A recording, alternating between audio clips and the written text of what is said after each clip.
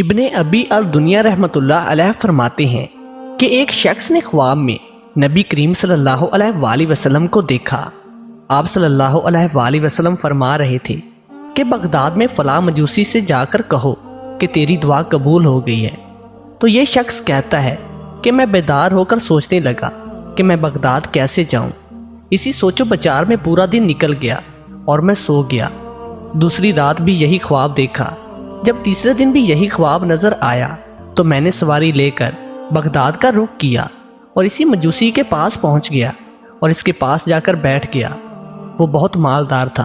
اس نے پوچھا کوئی ضرورت ہے؟ میں نے کہا اکیلے میں بتاؤں گا۔ تو کچھ لوگ چلے گئے اور اس کے چند ساتھی رہ گئے۔ میں نے کہا انہیں بھی باہر بھیج دو، تو وہ بھی باہر چلے گئے۔ تو میں نے کہا کہ اللہ عز و جل کے رسول صلی اللہ علیہ وآلہ وسلم کا قاصد ہوں، انہوں نے تمہیں پیغام بھیجا ہے کہ تمہاری دعا قبول ہو گئی ہے۔ مجوسی نے حیرت سے پوچھا کیا تم مجھے جانتا ہے؟ میں نے کہا ہاں۔ اس نے کہا میں تو اسلام اور محمد صلی اللہ علیہ وآلہ وسلم کی رسالت کا منکر ہوں۔ میں نے کہا کہ تم اس طرح کہہ رہے ہو حالانکہ رسول اللہ صلی اللہ علیہ وآلہ وسلم نے مجھے تمہارے پاس بھیجا ہے۔ اس نے کہا کیا میرے پاس بھیجا ہے؟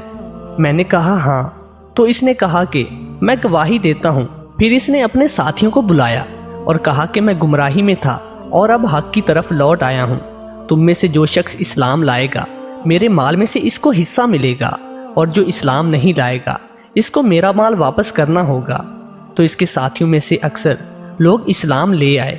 پھر اس نے اپنے بیٹے کو بلایا اور کہا کہ بیٹا میں گمراہی میں تھا، اب حق کی طرف لوٹ آیا ہوں، اب تم بتاؤ کیا چاہتے ہو؟ بیٹے نے کہا میں بھی اسلام لاتا ہوں۔ پھر اس نے اپنی بیٹی کو بلایا اور اسے بھی دعوت اسلام دی، وہ بھی اسلام لے آئی۔ پھر اس نے مجھ سے کہا کیا تجھے معلوم ہے وہ دعا کیا تھی جو قبول ہو گئی؟ میں نے کہا نہیں۔ تو اس نے بتایا کہ جب میں نے اپنے بیٹے کی شادی کی تو دعوت کا اہتمام کیا اور طرح طرح کے کھانے بنائے۔ میرے پڑوس میں سادات میں سے کچھ غریب لوگ رہتے تھے۔ میں لوگوں کو کھانا کھلانے کے بعد تھک گیا تو میں نے خادم کو کہا کہ اوپر کی منزل میں میرا بستر لگا دو، میں سونا چاہتا ہوں۔ جب میں سونے گیا تو میں نے پڑوس کی ایک بچی کی آواز سنی۔